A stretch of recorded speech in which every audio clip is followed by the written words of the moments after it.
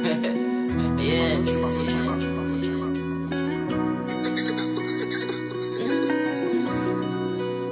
Metafia Records, baby. Why on me? No. But that is more.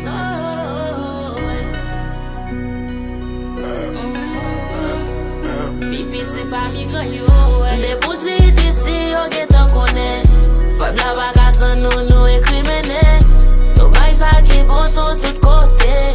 Wap wel do viral bet yo lage. Se fet ki fet no bendo.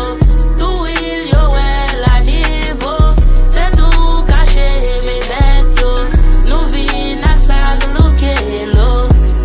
Yo dwe ba nou trofi pou ane ya. Nou dwe milyonè pou ane ya.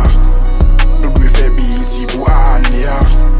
Nou dwe klase nan lis pou ane ya. Konen nou hipokrit, nou bab ti bourik pa padril. Mkon fe bigo bin, trete mta kou yon ekoni. Fan yo tan kou famin, se yok toujou bam go ami. Oh la la la la la. Oh na na na na na. Hey hey. Konen yon show ma privile, sa mgal bezwen ken bepim. Bosa mi yo pa plivrim paske n son ban tret klarifi. Nou pep ka fin manivrim paske map fouye nan lide. De pouti disi yo getan konen. Peuple la bagasan nou ekrimene. Nou bay sa ki bon son tout kote. Wap wel do viral bet yo lage. Se fet ki fet no bendo. Tou il yo wel a niveau. Se tou kache me bet yo.